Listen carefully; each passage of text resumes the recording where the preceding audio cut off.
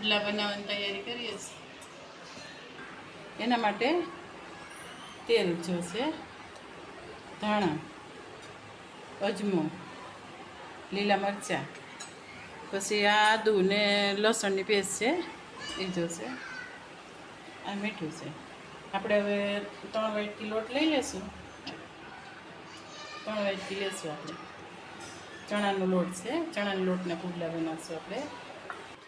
હાલ એમાં આપણે હળદર નાખી દઈશું થોડીક એવી, હિંગ, ધાણા જીરું,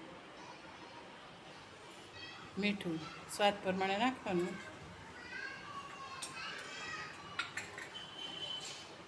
એને આપણે ચોળી લઈશું, એકદમ ચોળી લેવાનું તો ટેસ્ટ મસ્ત આવે.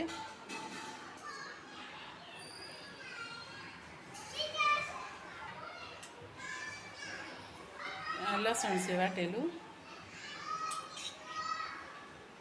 આદું વાટેલું, આ મરચાં છે 2 ચમચી જ નાખશો. જેને તીખું વધારે ખાવું હોય તો એને વધારે નાખવાનું. ધાણા નહીં ખસે. અમુકને મેથીનો ટેસ્ટ ગમતો હોય તો મેથી નાખવાની તોય સારી લાગે. હવે આપણે એમાં થોડોક જ ખારો નાખશું. ખારા નાખવાથી એકદમ છે ને નરમ ને પોચા થાય છે. હવે આપણે આને પાણી નાખીને થોડું થોડું પાણી નાખતું જવાનું, મિક્સ થતું જાય એમ. હમણાં તો મેં 1 ગ્લાસ નાખ્યો છે, એ જોતું હોય જોતા પ્રમાણે નાખતું જવાનું. 1 ગ્લાસ નાખ્યો છે પછી અડધો નાખવું. એકદમ મિક્સ કરી નાખવાનું. આમાં જરાય પણ ગાંઠા કે ન રહેવા જોઈએ. પછી પાણી ઢીલું રાખવાનું થોડુંક, એટલે એનાથી છે ને પુડલા તમારે જેમ જોઈએ પતલા બનાવવો હોય એવો બને. તમે જાડું રાખશો તો જાડા થશે પુડલા.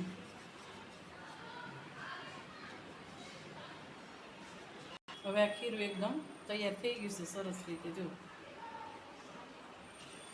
સરસ રીતે તૈયાર થઈ ગયું છે. હવે આમાં 1.5 ગ્લાસ પાણી જોયું છે, એટલે ચોથા પ્રમાણે એમ નાખવાનું. એટલું ઢીલું રાખવાનું, જો એટલું આમ એટલું નરમ રાખવાનું એકદમ.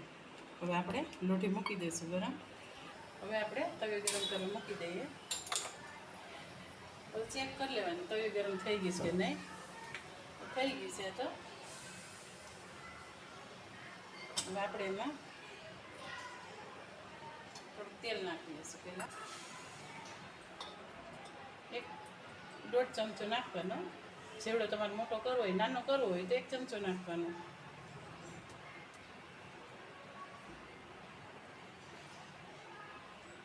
આ રીતે આમાંથી તેલ નાખી દેવાનું. હવે આપણે એને પછી થોડું કાચું છે એકદમ પાકવા દેવાનું. હવે આપણે આને ફેરવી નાખશું. હજી આ થોડી પાકવા દઈશું. એમાંય થોડું તેલ નાખી દઈશું.